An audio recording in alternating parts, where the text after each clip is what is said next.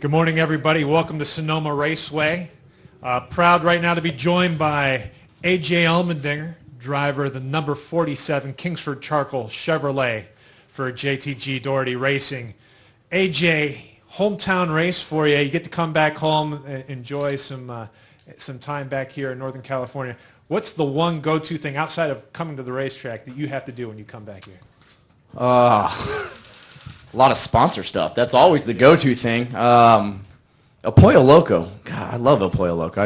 We need some of that out in Charlotte. So, yeah, that's always the go-to is El Pollo Loco. Yeah, there's a big market for your sponsors, too. Yeah. No, I mean, it's yesterday we came in early and went out to the Clorox and Kingsford plant out there in Pleasanton and, met some people and signed some autographs, kind of did a plant tour, so didn't get an opportunity to do that last year. So it's always a big race for the hometown sponsor for Kingsford and Clorox, and for me being a hometown race, you want to go out here and perform, but I just try to make it just like any other race. No more pressure, no less pressure.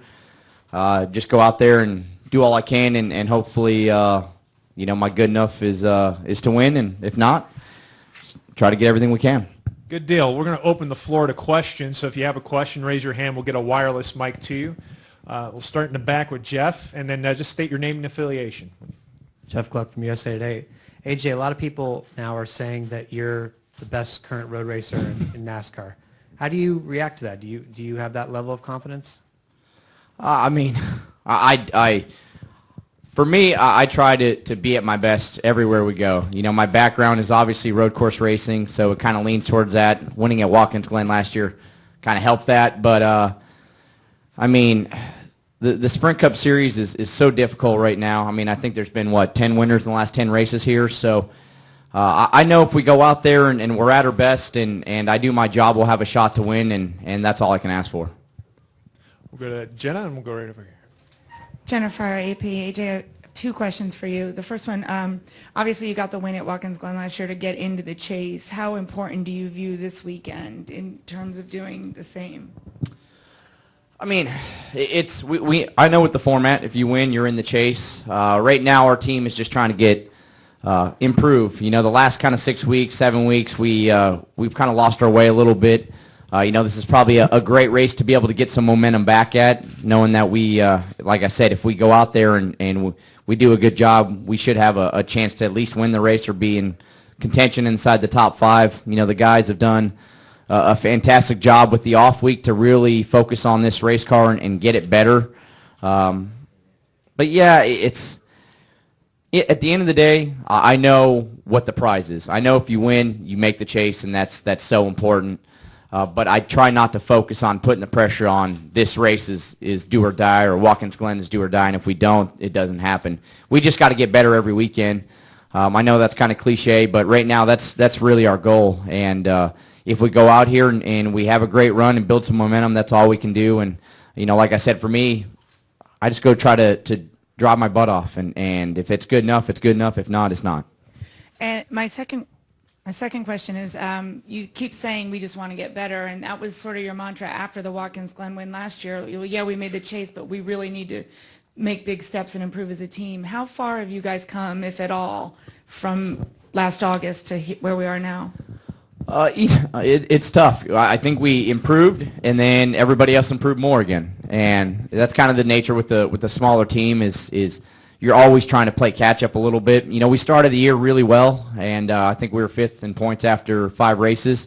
We had a couple of DNFs, and we blew some motors a couple of weeks in a row.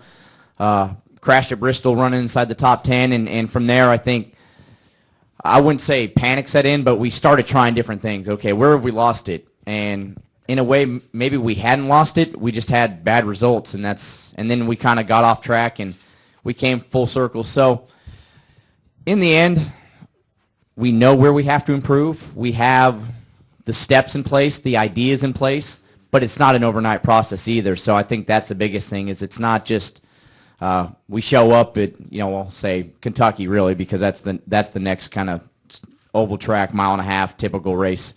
And we'll have better cars once we get there, but it's a process. So we have improved a lot, but the way the sport is, everybody else has as well. So we got to kind of keep stepping up our game. But in the end, what makes a race team is not all the positive, it's the negatives and how you deal with them. And I think over the last couple of weeks, that to me is what's the most positive, is we've had to sit down and really look at each other and say, okay, we can fall apart or we can come together and be stronger. And our communication's probably the best it's ever been. So that's the positive I really take from it. We're going to go right here, then back to Woody. Jonathan Merriman, NASCAR.com. AJ, what carryover comes to this track from Watkins Glen? Do you use the same car you used last year? Is the setup similar? And what changes in your driving style with that track being a little faster than this one?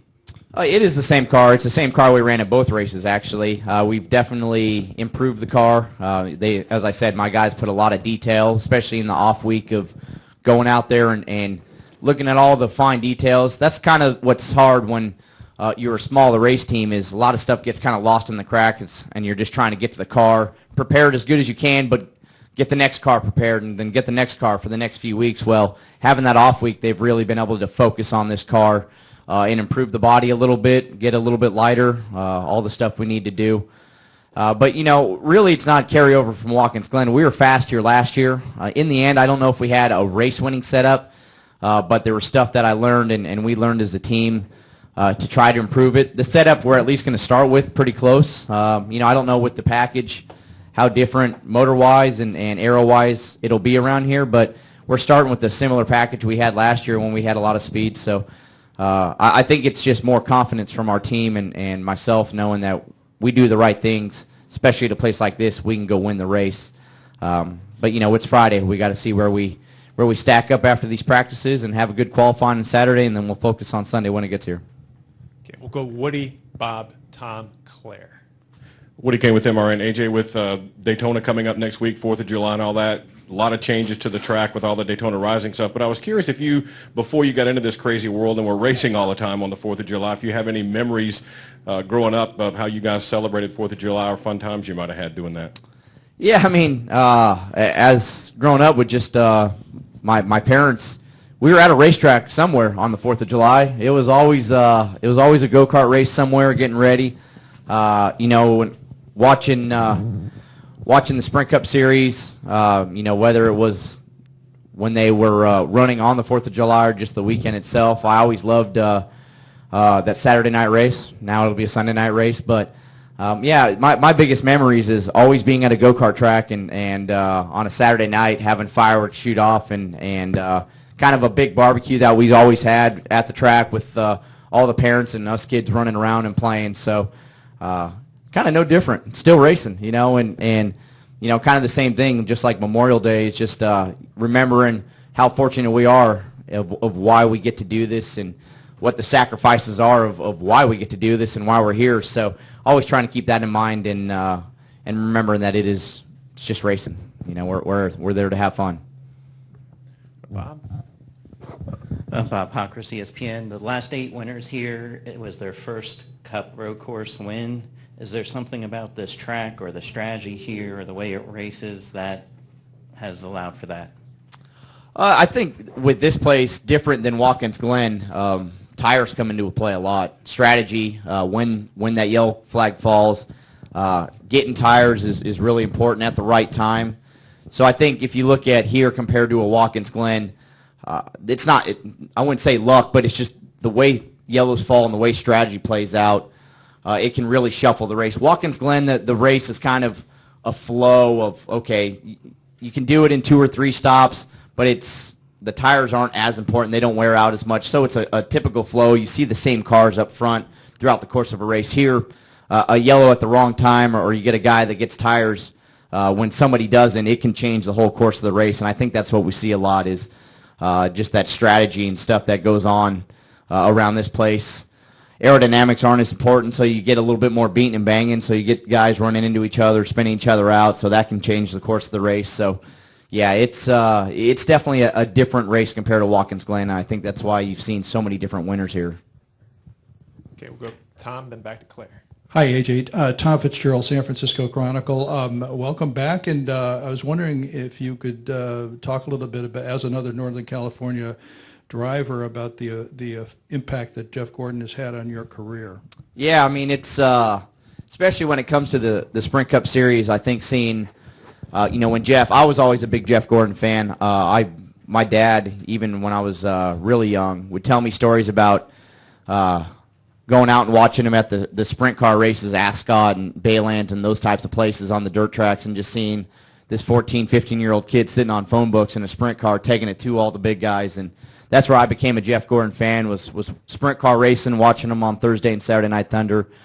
But I think if you really look at the Sprint Cup Series and what he's done for it, the time he came in, it was more of a Southern sport, kind of led by guys, the Dale Earnhardt Seniors, the Rusty Wallaces, the Darrell Waltrips, and this kid that came from California and was kind of young and brash and came into the sport. I think changed it in so many ways and, made guys like me that weren't from the South say, okay, maybe we can get our foot in the door and get there. So Jeff's done so much. I feel so fortunate to have raced against him, to be able to call him as a friend that's helped me through some difficult times, and to be able to talk to a guy that I know has no motives. He's just going to tell you how it is and the right and the wrong and the good and the bad. So he's just it's meant a lot for all of us to have him in the sport. But for me, I mean, he was my racing hero growing up. And to be able to say I've raced against Jeff Gordon, I never thought it happened when I had all of his posters in my room. So